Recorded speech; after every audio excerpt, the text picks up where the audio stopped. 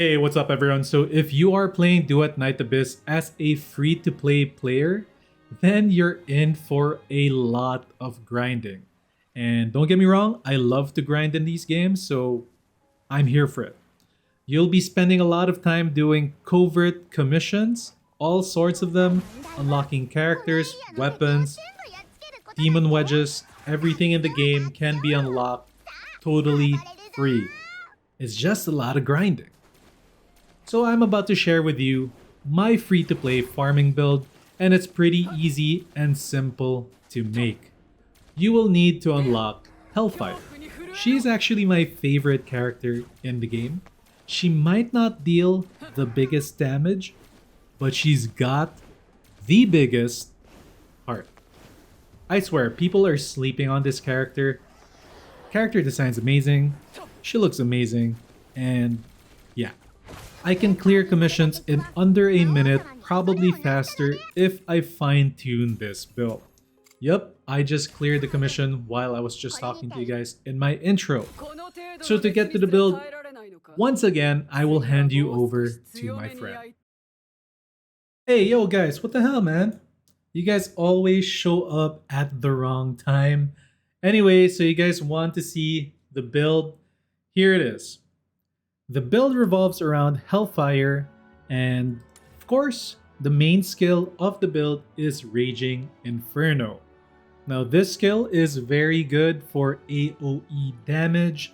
Basically anybody inside of the ring takes a big chunk of damage because this skill and Hellfire herself scales with HP times skill damage. So the more HP you have, the more damage you have. So you want to maximize Raging Inferno, make it as high as possible. Of course, you want to get the upgrade for the HP boost, which is a plus 20% flat. This is, I think, multiplicative, if not additive. Okay, there's a plus, maybe it's just additive, but still 20% is pretty big. And then you, of course, increase her passive skill. The more max HP you have, you also gain continuous HP restoration. So she is a giga tank at that. I can basically beat any boss. It just takes really long when I play her because she is a tank. But I never fail. There's no shot that I fail the boss. I always beat the boss. Okay? You could increase damage dealt to taunted enemies, although this is for other commissions, not for the ones that you just have to kill enemies. Because when you're just killing the enemies, they're gonna die far away from you. This is good maybe for exploration. You know, that one takes longer, there are more waves. So this is also pretty good to get for that. Okay? Of course, Cage of Despair. It's a taunt skill. It's a massive AoE.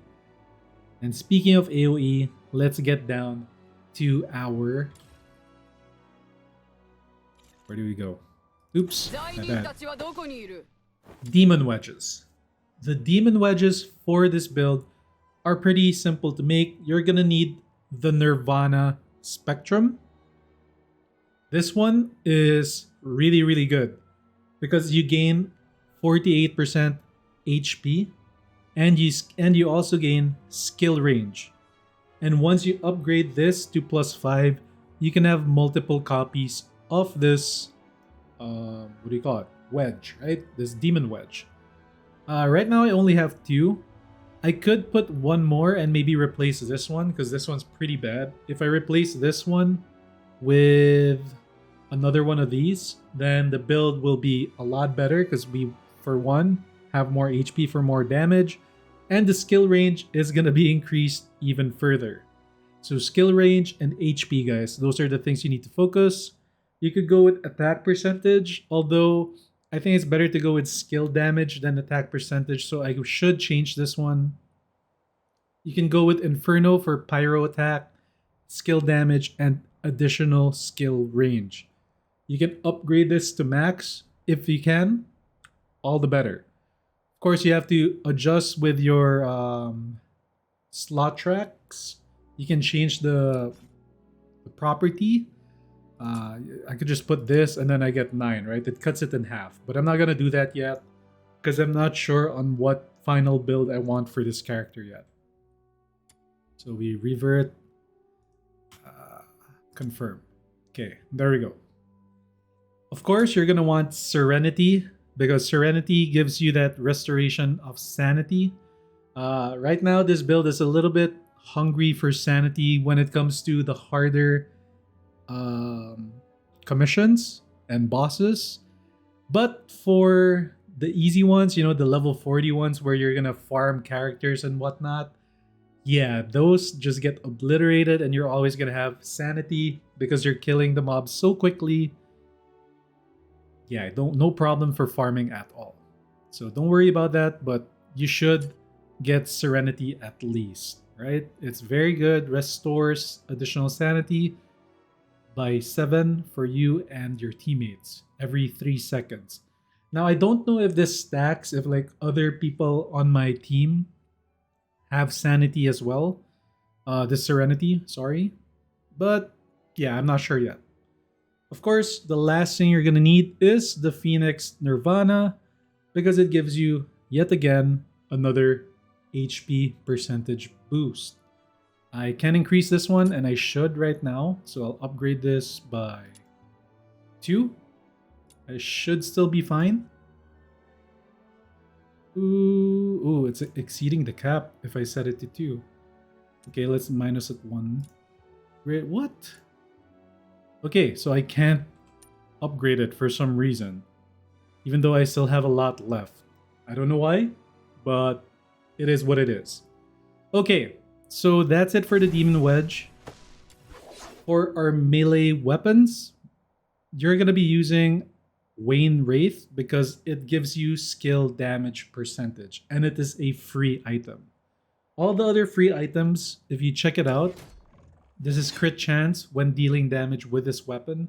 So it's basically attacks. And this is actually a pretty good weapon as well, but not for the style of play. Because you're going to be relying on your skills for this build. And you're farming. So not too important with a greatsword. This one gives you attack. It could be good too, but I prefer the skill damage because I think attack is more along the lines of weapon attacks. Maybe, I'm not too sure in that. Alright, attack speed, not important. Attack speed again, when using the weapon, not important. So, with whatever we have right now, with our free weapons, this is the best one because it gives you skill damage. For the wedge, it's not too important because this is more for when you're attacking with it. You won't be attacking with this weapon much. It's all gonna come from your skill damage. Okay? So this is the best weapon for this skill-based build. For the ranged weapon, you don't really need a ranged weapon. You're gonna mostly be equipping your scythe anyway, or whatever this thing is. Your pole arm. Yeah, so don't worry about this too much. Now for your Geniemon, you want to get Bro Boxy. If you don't have one, you have to try and find one. So go around, look for one, hunt one down, and make sure to catch it because it's probably the best one for farming. As you can see here, enemies give you additional XP. Your pickup range is also a lot bigger. This is huge for farming, guys, because you have to manually pick up stuff in the game. You don't just magnetize everything, right? If you don't pick it up, you don't get it. So you have to run around and pick stuff up, and this makes it easier. And of course, there is that 7.5% chance to drop bonus loot. This, if you upgrade it, is gonna be your ultimate pet for farming. I got lucky and found one in, I think it was the spaceship stage, you know, the other one with the other guy, Ask. I think that's Ask. Anyway, that's where I got this one. Yeah. So I think that covers the build most of all. That's it. Yeah, that's mostly it. For if you want to see my tactical backpack, I use Daphne. I equipped her with the pole arm. Doesn't really matter so much, but yeah, I got that.